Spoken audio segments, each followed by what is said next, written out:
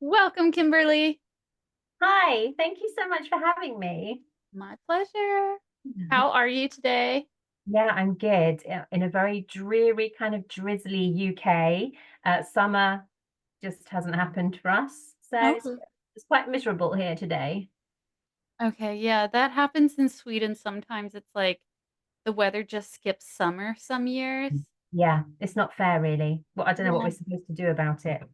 Yeah. Or like that happens like even more than 1 year in a row there. So hopefully it's not that bad in the Oh, UK. no, don't say that. Let's not do Okay. that. All right. All right. You don't have it that bad. Okay, good. Okay, that's good.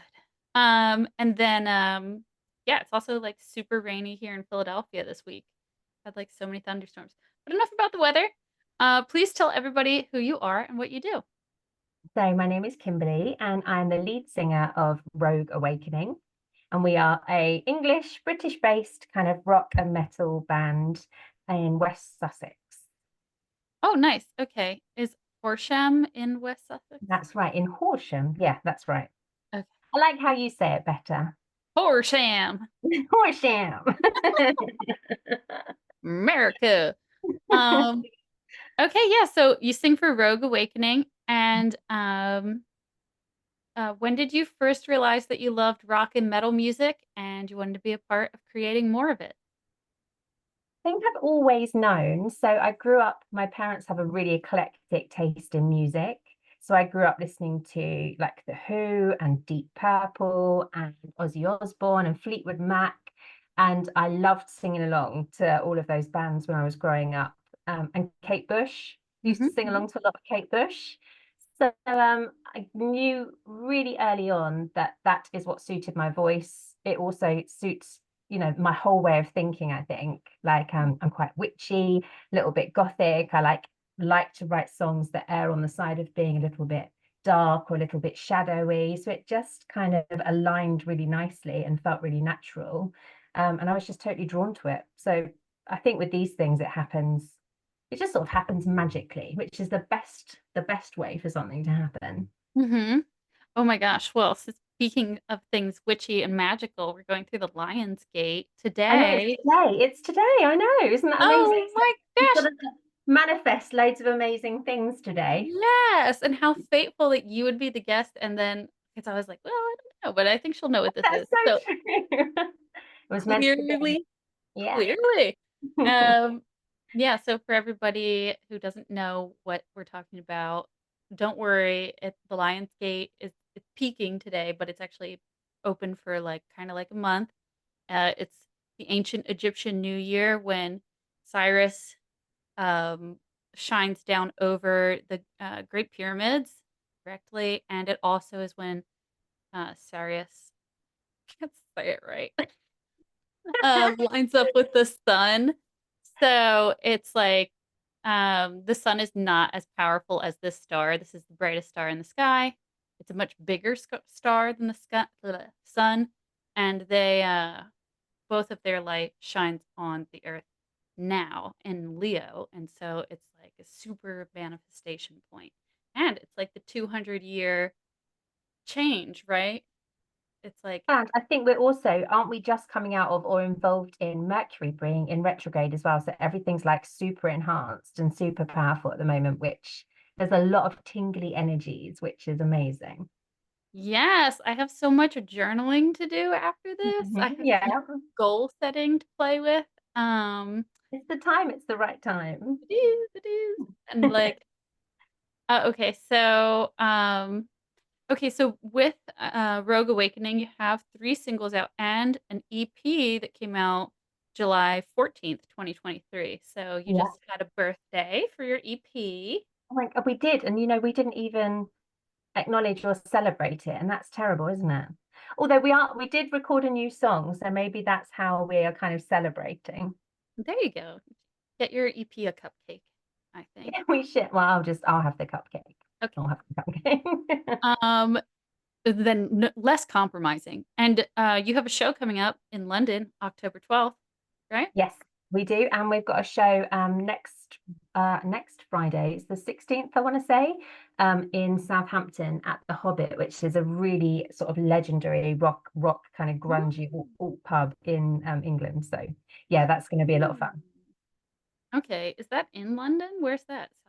Southampton is kind of probably about an hour outside of London.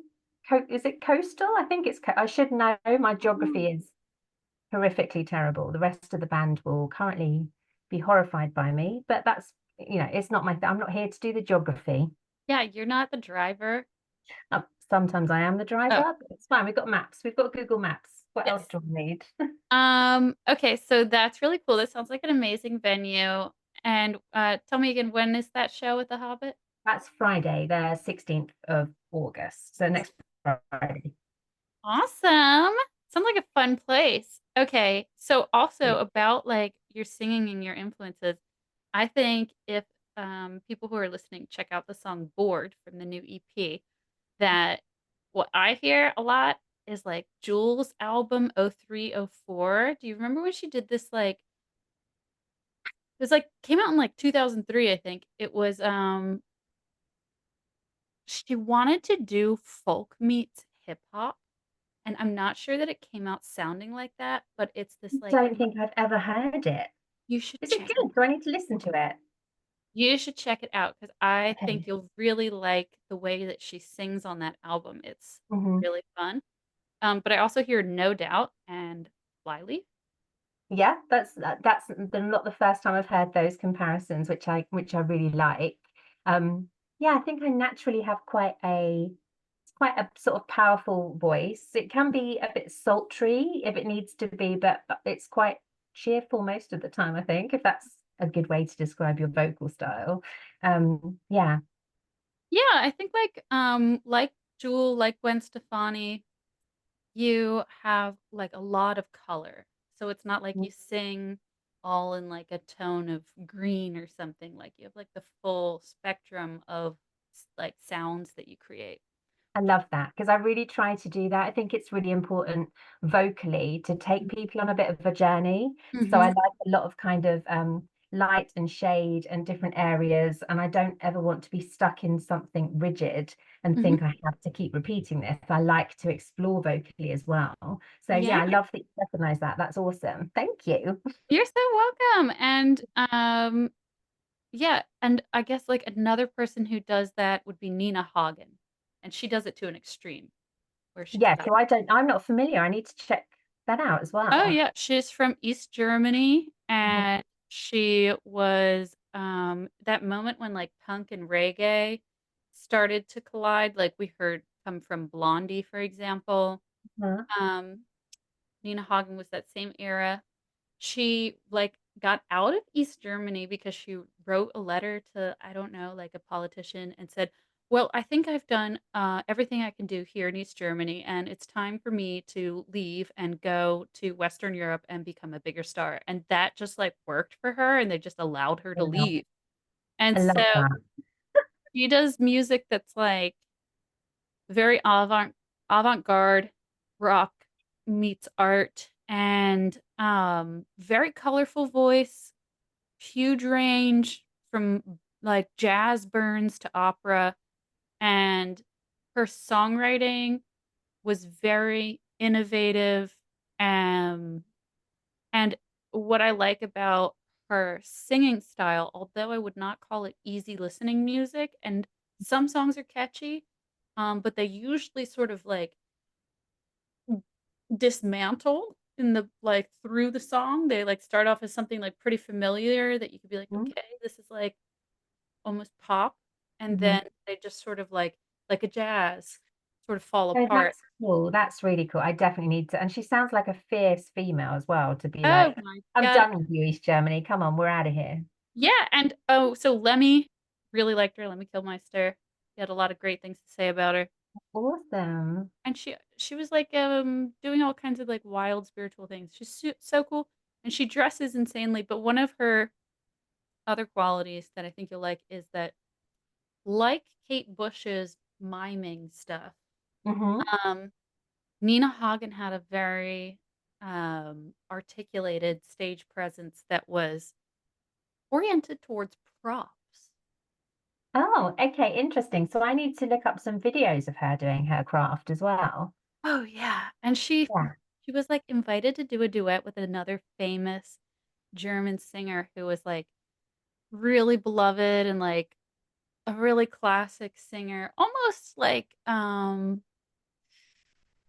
somebody more similar to like a silver screen actress. So she was like invited to do a duet on German television with this other woman, and Nina Hagen wore a tuxedo, and then she sang. It was like amazing the way she sang, but she was also definitely like telling a joke the whole time in how she Hmm. sang it. Wow. But Okay. but just subtly enough not to disrupt her partner in the duet. So Okay. This is clever. it- This is really clever. yeah, Hmm. oh clever. Yeah, she's a witty performer. If your music were a movie soundtrack, what would the movie be about? So I would say it would be a quite strong female lead movie. Maybe she's a superhero or she's like evolving and becoming a superhero. She's kind of changing some parts about herself. She's evolving and she is keen to like get rid of her old past demons and she wants to kick some ass. And yeah, so I think the kind of the music that we've been writing as a band and the lyrics that I've been kind of evolving and writing more recently have been a real evolution of me as a human, kind of wanting to be a better version of myself, wanting to push myself, wanting to look after myself physically and mentally and spiritually and creatively. So I think some of that comes across in the lyric writing. So I think that would be in the movie. So yeah, like there might be like a queen of the underworld. It's got to be a bit gothic. I'll put in a vampire. There'll be vampires. Ooh. Yeah, all of that sounds amazing. Okay, so would it be a contemporary movie or is it like a 1960s vampire Oh movie? no, that is a good question. Hmm. I think it would be contemporary. Let's modernize it. Mhm. Let's make it contemporary. Yeah. Okay, I think that sounds really good and suiting for your music. Thank you. Let's do it. Let's make a movie. Yeah, why not? My band just put a new music video out yesterday, and like with each one, I feel more inclined to be as cinematic as possible. And Absolutely. so, Why wouldn't you? Yeah, absolutely. right, like I really love, I don't know, I guess there's just like a lot of the big labels will enc- sort of persuade bands to release music videos that are a little bit more like a visualizer than they are like a real story. Like, I don't know if I need to see like another like plotless music video. Like, No, I agree. I yeah, agree. Yeah. I used to love a band called 12 Foot Ninja. Don't know if you've ever seen any of their videos. no, And check it out. they're Australian. They're not together anymore, but their videos were always that I think they struck a really good chord of kind of telling a story and also being quite comical because they were a merge of different genres, but the music was amazing. Like honestly, definitely check them out. Great stuff. Yeah, So, absolutely. Yeah, I understand that. if you could collect any three pieces of band memorabilia of all time, what would you Mhm. like to have? Specifically for my band or for any band? Oh, things that you could collect from anyone. So like Janis Joplin's feather boa, Oh, Cher's like amazing. diamond wig. Okay. So I would go with um maybe some of Elton John's sunglasses. Yeah. Just because they're pretty wild and I think maybe I could pull them off on stage. And then I always love Stevie Nicks's like long flowing kind of like, although it doesn't suit my style on stage, I always loved how she had that kind of ethereal, natural flow to her. So I liked her long kind of flowing scarves. Hmm. And then, oh, let's think of something really cool. Like the leather trousers of Meatloaf or something from the Yeah, I feel like I wore just these three things on stage. That would be quite a statement, wouldn't it?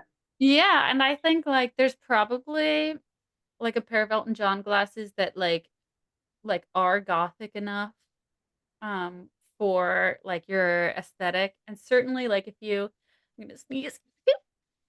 Bless you. Mhm. Thank you. Bless you. If I had or if like you had one of Stevie Nicks um spider web kind of things that she wore Yeah, was black.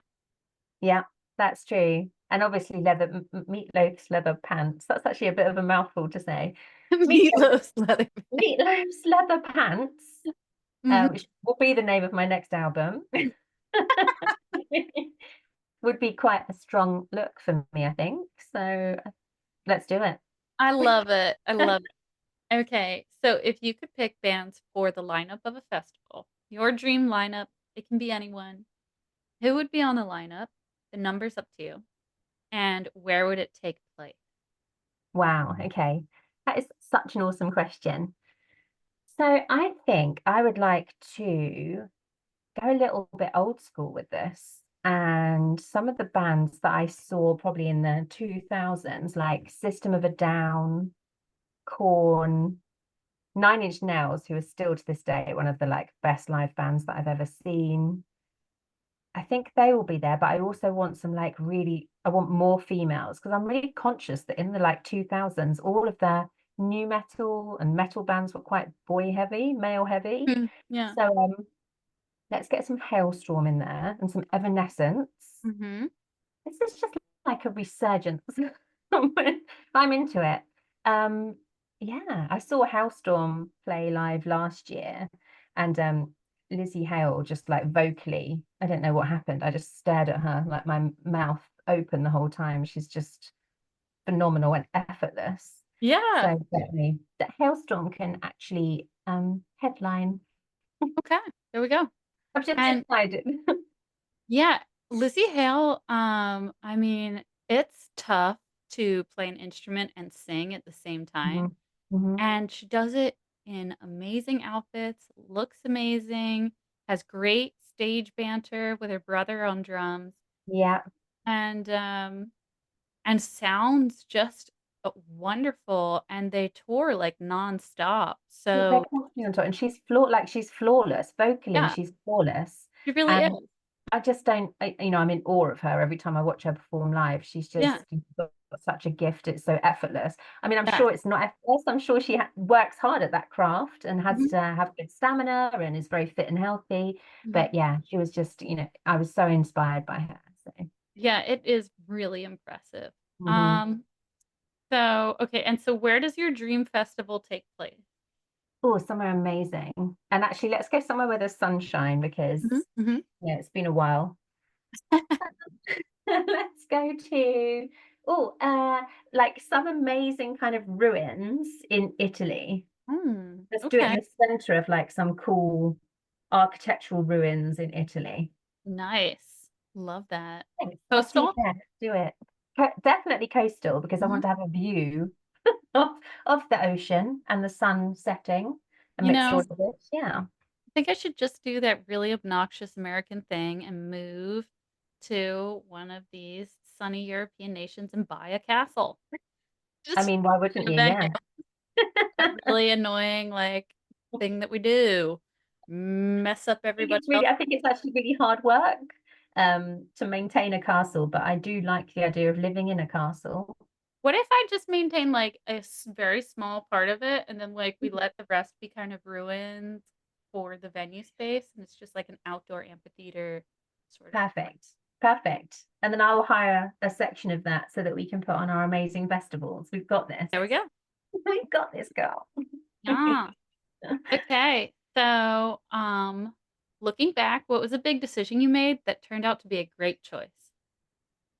Um, well, looking back, it was actually starting Rogue Awakening, which kind of came together in a very serendipitous way, but based on a very brief and simple conversation that if I wasn't a brave, kind of quite empowered female, I might never have had with TC, who's our rhythm guitarist.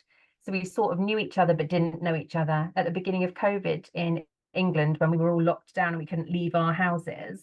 Hmm. And we were allowed out to play in playgrounds in play parks for children. Okay. We've got children, we weren't just there as grown up. So we were there with our children and we just had a brief conversation about how we were staying sane and how we were looking after our mental health. And he said he just started playing guitar again. And I was like, oh, I used to be in a band. And I sort of nonchalantly, quite flippantly was like, oh, we should do some music together. Hmm. And it was quite brave because I didn't know him, and he was also quite brave to be like, okay, yeah, because he's never done anything like that before.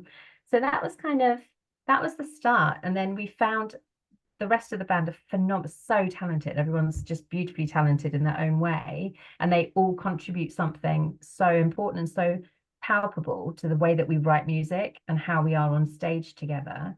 But again, it was sort of serendipitous how we all fell in line. And each time a musician came in and came on board, we were like, yeah, this is the right person. So it all just slotted in beautifully.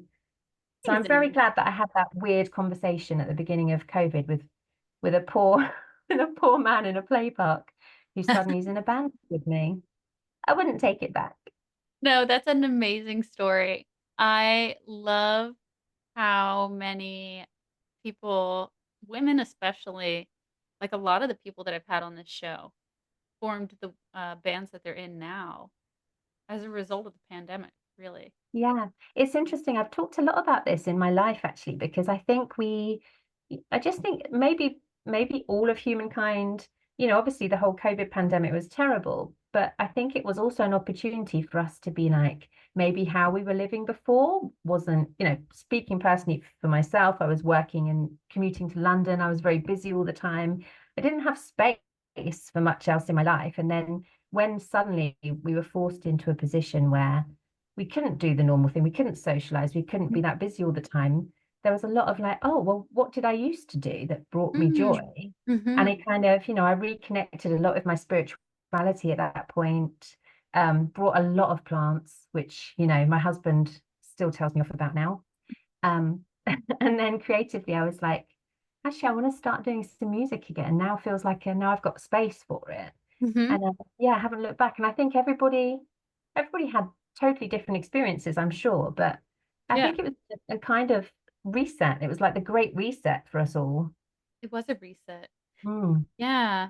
And yeah, I think it was a huge shuffle, people moving to different places and mm, letting go. I think we all let go of like a lot of stuff and then yeah, had that, like you said, had the space to start new things. mhm. What is your favorite gear and your favorite stage wear? So I've got actually most of the microphones that I use are Shure microphones. The main one I use is a SM58, which I really like. It's got quite a nice, big, rich sound to it. So that tends to be my live microphone. And then on stage, I wear a lot of stuff from like Killstar or Disturbia. I've recently got like a black crown with like spikes, which I love. So I think that will come on stage with me next week. Because I just think anytime you can wear a crown, why wouldn't you? I quite Is my agree. motto in Yeah, life. all the Yeah, time. so I think I like stuff that's quite it's normally quite gothic. I air to that kind of side of things. Naturally, I wear a lot of black, but I also quite like stuff that feels empowering, especially when I'm going on stage. I feel like an elevated version of myself. So Mhm. really important to put on. I don't know, it's like a little superhero outfit, isn't it? And I only wear that outfit when I'm going on stage and I'm like, right, that's Oh, on. I'm in the zone and I have to release that kind of creative goddess in me. ooh, that is so insightful. I have like these very outrageous house robes where, they're like that see-through material and they're all pinned just so with like feathers Amazing. in like Hmm. bright orange and like baby pink and they have the huge sleeves. And I just like to like walk around my house in them and it's just such a mood. I have like such a collection of them, but Yeah. they sort of like put me in a mindset of like magic and whimsy and Yes. freedom and like creativity. So it's interesting, like, how we festoon ourselves Yeah, we as do.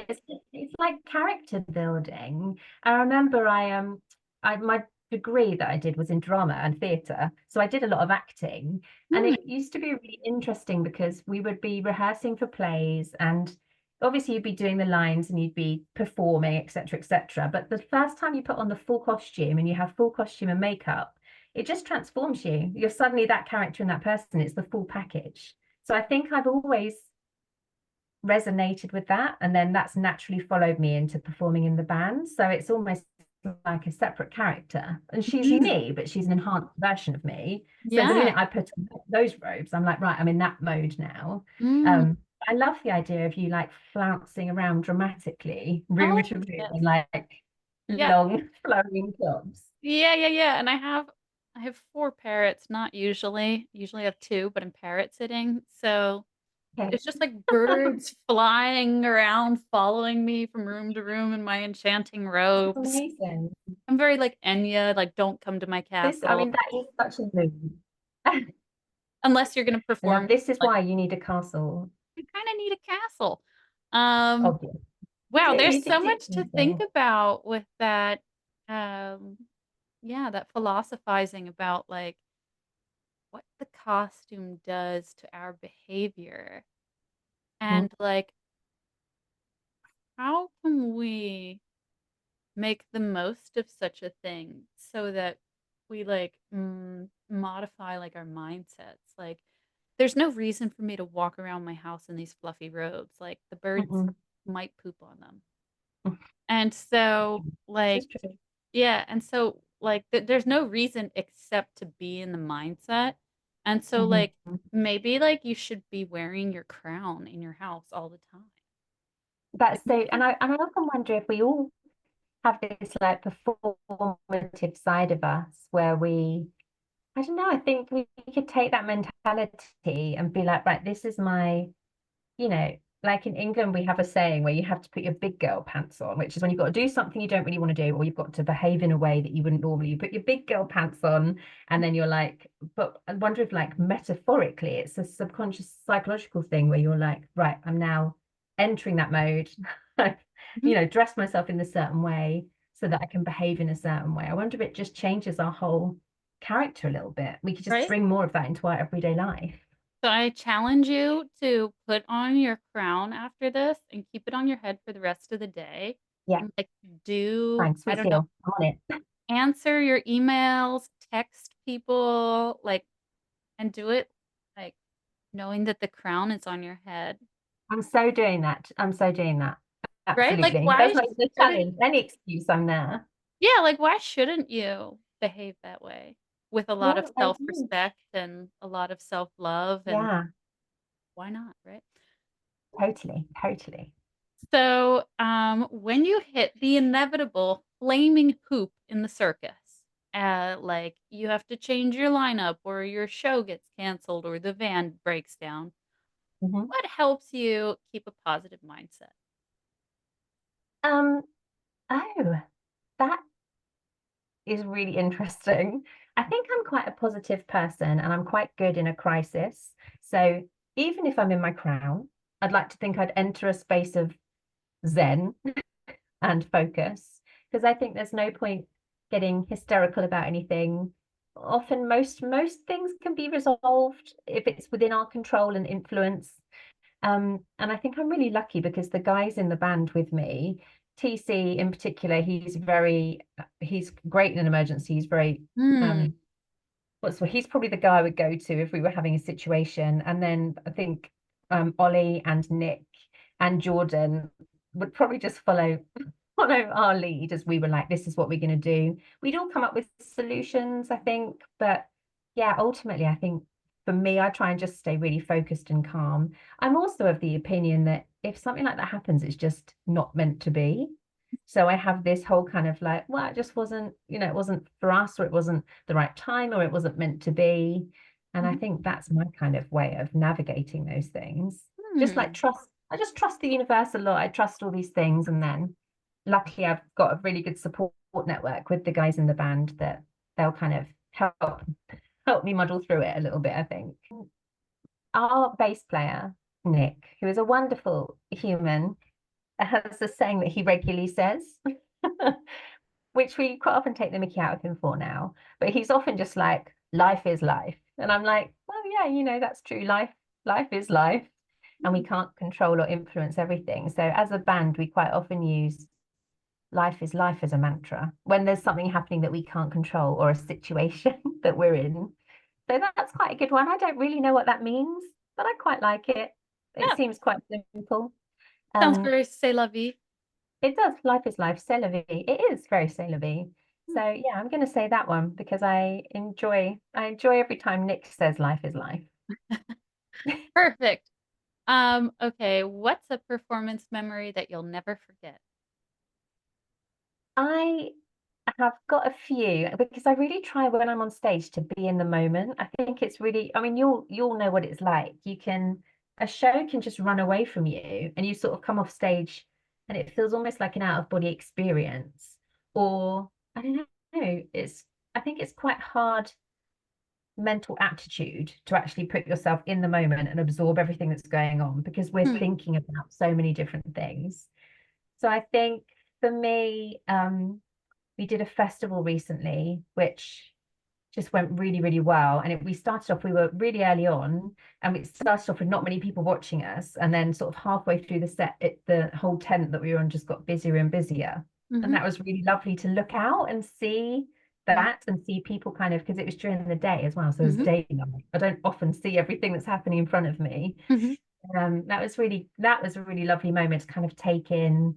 Um, and you know, those times when you interact with the crowd and you feel like I don't know, it's like an energy exchange, but you feel like you've got them, like you've just got them with you, and you can look them in their eyes and know that they're with you and they're engaged with what you're doing. Uh-huh. And it's just really, like it's a really magical, I don't know, it's a definite energy thing. It doesn't always happen, but you'll know exactly what that's like. And it's really hard to articulate it, isn't it? Yeah, I just was thinking, all right, it's time for impressions. What is the most like common expression on the face of the people watching you? Because I'm an outrageous dancer. So so like for me, people are usually like, let me see if I can even do it. They're just like, Yeah, that's brilliant. I love that. So I just think they're in awe of you. They're in awe of you. They just don't know how to take it all in. I I didn't like look at the screen when I made that face. I'm not gonna know what my face looks like until after I love look at this. that. But That's now, amazing. all right, now don't look at yourself and try to do an impression of what people's Okay, faces usually look what's like. that? Okay, I'm gonna have to think about this. So sometimes they're like, all right, how do I do this? There's a lot of this is not great on a podcast, is it? Visually, Oh no, some I only put visual. this show is only on YouTube, so people have to look at Oh, amazing. Good, it. excellent. So I think there's this kind of like there's a lot of side Mhm. eye, taking it all in, trying Okay, to work it all out. taking it in. Trying to Yeah. just, yeah, so I think it's really important for the crowd to feel confident. They want to know that they can trust you and that you know what you're doing. I Hmm. think as an audience member, the worst thing is when you see somebody come on stage. I don't think it matters if you're doing crazy dancing, as long as you're doing it like you know what you're doing. Hmm. You know what I mean? So that they feel safe and secure and they're like, oh, okay, we understand what we get you, and they Yeah. feel safe and they feel certain in your hands. Okay. Um, Yeah. rather than like, God, what are this band going to do? And oh, why does that sound terrible? And Right. so I just think if you do it with confidence, then you'll have them. You'll have them with you. Okay. Okay. That's Yeah. my goal. Been like dancing on stage since I was 19. Well, and before that too. But I guess I just that's just incredibly second nature and there's just like other things to worry about. But I think it's like I dance like a Tina Turner backup dancer. Oh, that's amazing. So it's like a lot of like the knees and stuff like I that. love that. So your stamina must be like, you've got excellent energy. Yeah, I do lift a lot of weights and I do a lot of Yeah. roller skating too, which is definitely a lot Awesome. of like lifting, a weight on your foot and stuff. Yeah, that's so awesome. I love that. And I think women that lift weights are the best. So many metal women do. It's so good for the community that like Yeah. we all like are like, "Oh yeah, this is definitely like the metal chick way to work out." Not even in like a Mhm. trendy way, it's just what we do. Yeah. Great for your joints and Yeah. everything else. It's a woman's workout. I am going to have to ask other people to do the impression of the audience I think this is forever, this actually. is a thing now. This is the thing. This Oh my section god. of the show is called Meatloaf's leather trousers, and it's where you have to reenact how people your view How from stage people look at you. as though you're wearing Meatloaf's leather trousers. I mean, it's all Yeah. meant to be. But, you know, it's actually really, insightful too because it's like, oh, like, yeah, people are they are often just sort of like, "Okay, I've never seen or heard this band before, like, I like what they're starting to do, what happens next?" And they're just, like, listening and Yeah, looking, and they're not really judging, like you said, taking it in. they're just taking it in. I think sometimes people can look a little blank, almost a bit bored, but then I think they can't possibly be bored. Mhm. Because I'm really putting a lot of effort in here, so you better not be bored. If they were Um, bored, they wouldn't stand there. They'd be no, at the that's bar. what I think. Yeah, that's what I Yeah, think. they'd be at the bar. So I think people take it in. And I think also we forget as performers that not everybody does what we do. Like it's natural to us, but the average person will just be watching us being like, oh my God, like how those girls and those musicians are like brave or super confident, or I'd love to do something like that. Then they're judging, hopefully in a really positive way. Mhm. Okay. So after a long day of recording, touring, or working out the kinks, how do you most like to practice self-care? I love a good bubble bath. I love a good super hot bubble bath, like filled with bath salts, get all my Mhm. candles lit, and I Mhm. just enter like a Zen state of meditation. Hmm. That's definitely my go-to. What's So, yeah, what's your favorite smell for your bubble bath? Are you oh, rose? Are you like no. eucalyptus? Yeah, I quite like quite earthy, kind of quite, I would say quite heavy tones. So I'm really into vetiver at the moment. Oh, I love that. Yeah. Really good Because for not the root everybody likes. chakra. It is exactly, and I'm a very root chakra kind of girl. So Mm. yeah, I love all of those kind of just I would and sandalwood. I love sandalwood, so I've got a sandalwood candle at the moment.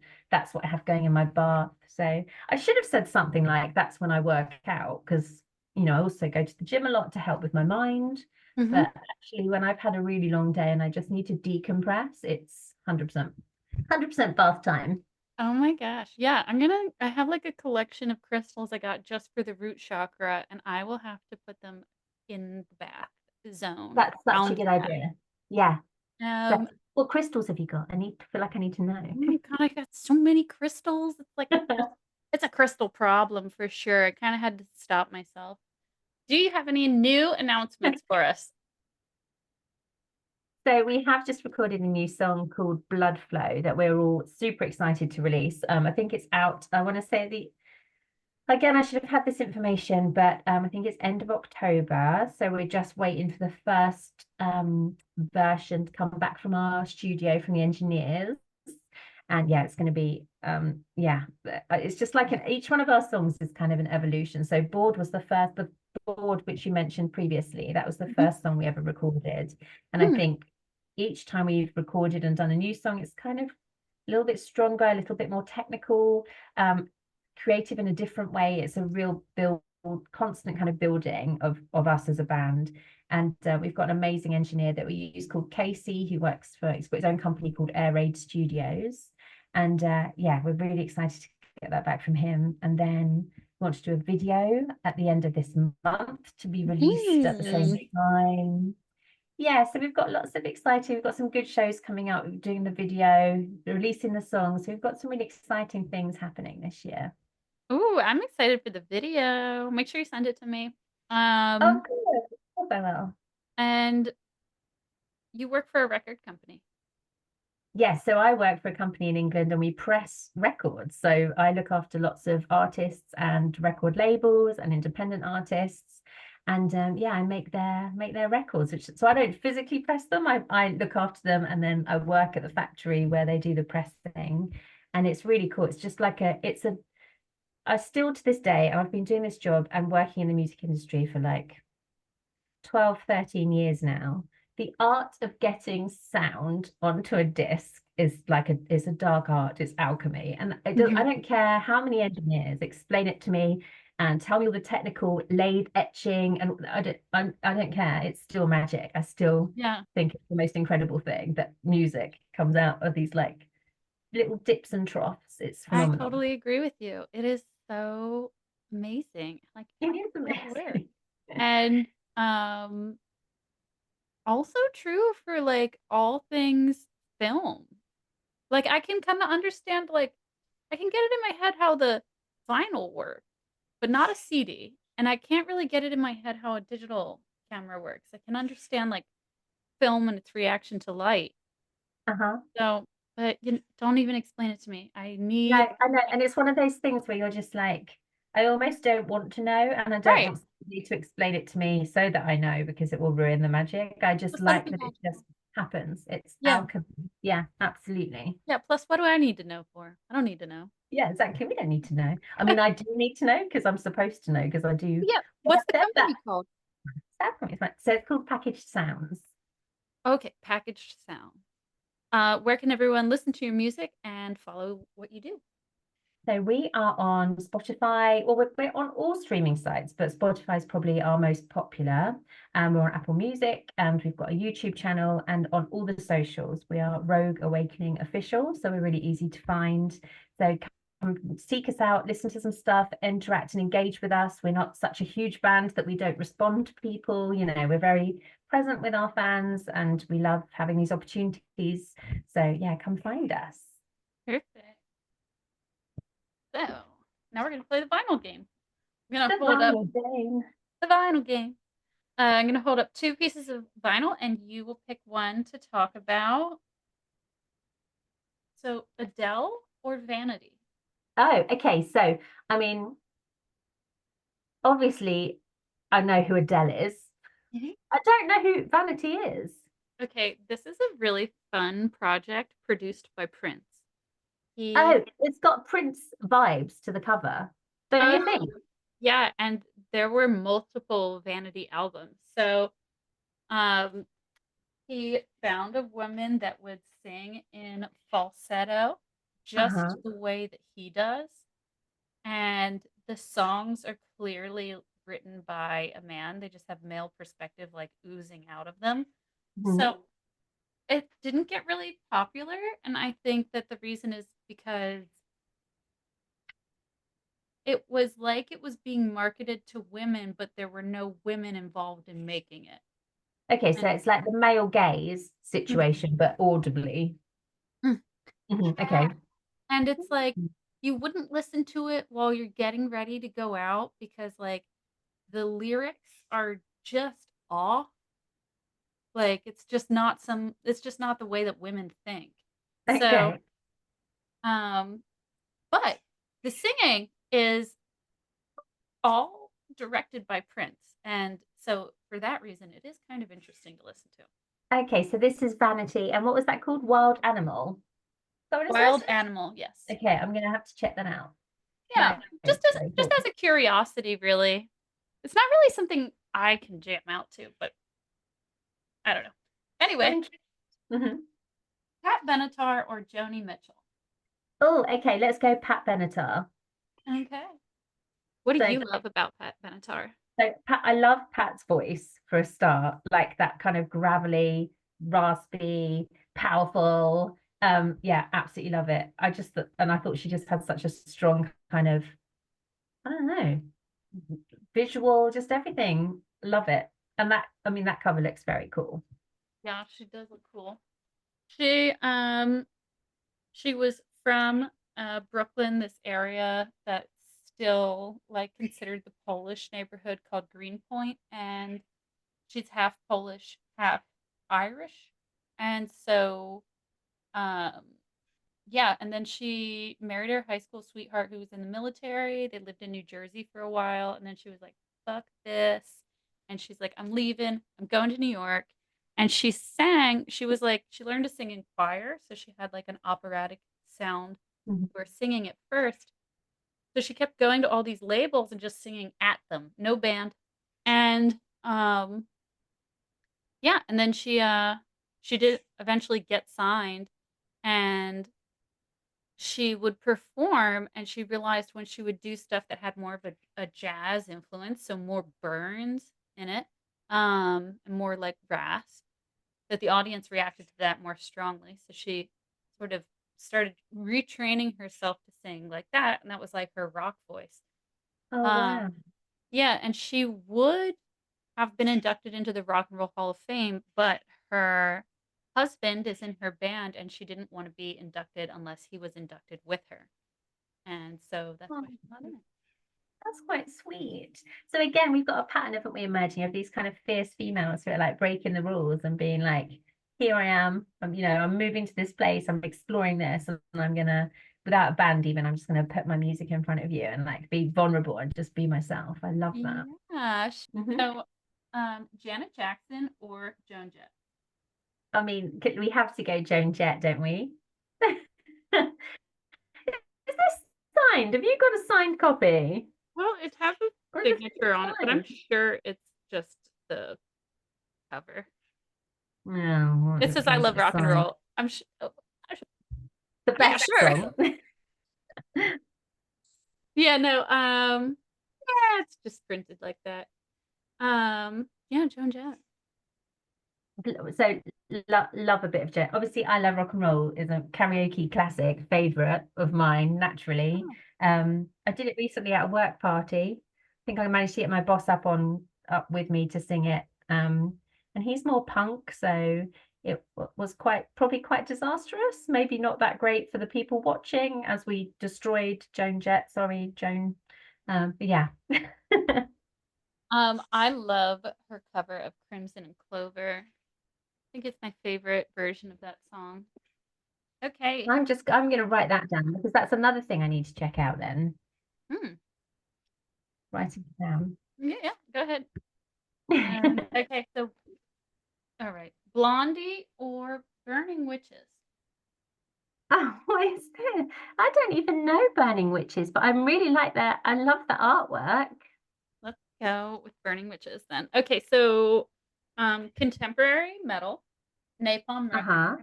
Uh-huh. This album came out in 2023.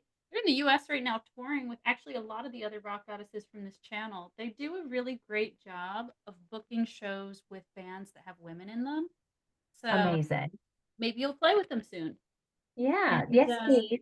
I know that one of them is from the Netherlands.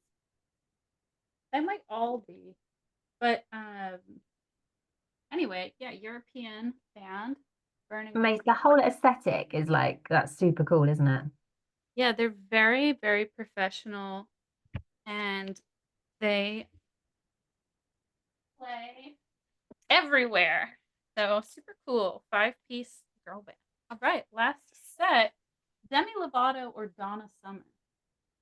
Oh, let's go for Donna Summer, Disco Classic Queen. Classic. Yes. Donna Summer always had the best hair.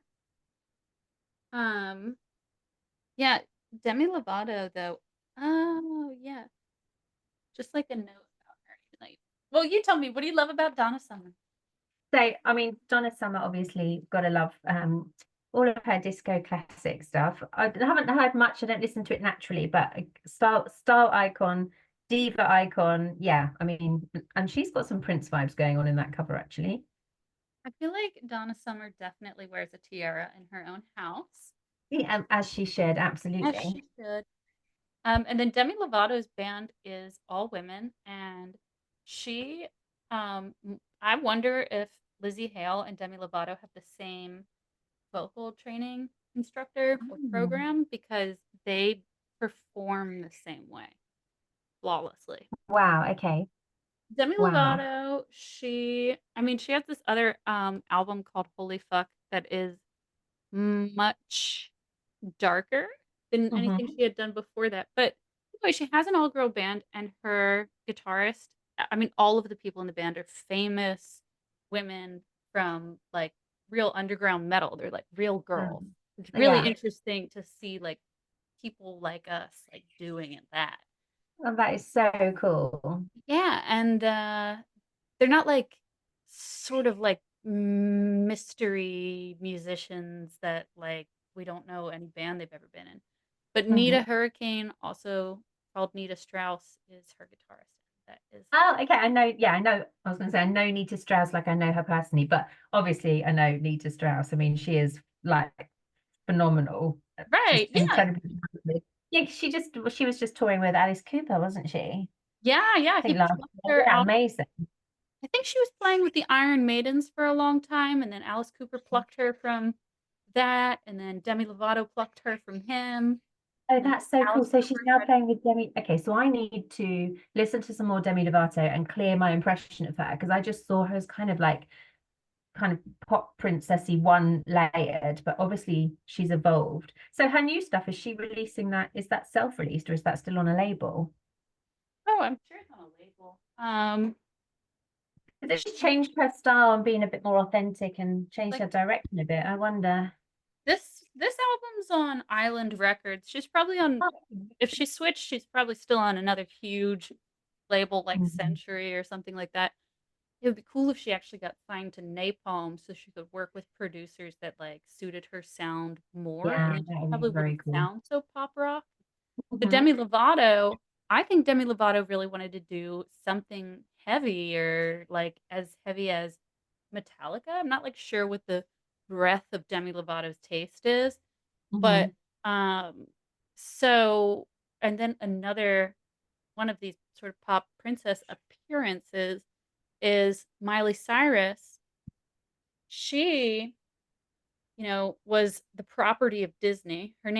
She had to legally change her name to Miley Cyrus, just like Tina Turner had to legally change her name so that when she left Ike and his label, she was allowed to keep her identity. So Miley Wow. Cyrus had to do the same thing. And when she did that show with the fingers, and it was Hmm. like, oh my God, she just destroyed her image. It was because she could not get out of the Disney contract. She had to blow up her image so disastrously that they would cancel it. Wow. And they canceled it that day. And she was Wow. so she had to like do that. It's crazy. Oh my God, that is crazy, isn't it? I Yeah. think there's this whole perception that being signed to, like as a musician, getting signed to a massive label would be that would be you'd be made as a musician. But I think it comes with a lot of complexities, Mm. including losing maybe some of your identity, some of your freedom, some of your creativity. I Mm-hmm. work with a lot of artists now who have left major labels or are self-funding and basically self-releasing their own stuff so that they've got complete autonomy over what they do and Mm-hmm. they don't have to report into anyone else. And I just think, yeah, it's an interesting perspective. It's an interesting shift in the whole kind of industry. Yes. Okay, so that is it. Thank you so much for joining us today. Awesome. Thank you for having me. It's been really good fun. Bye. Bye.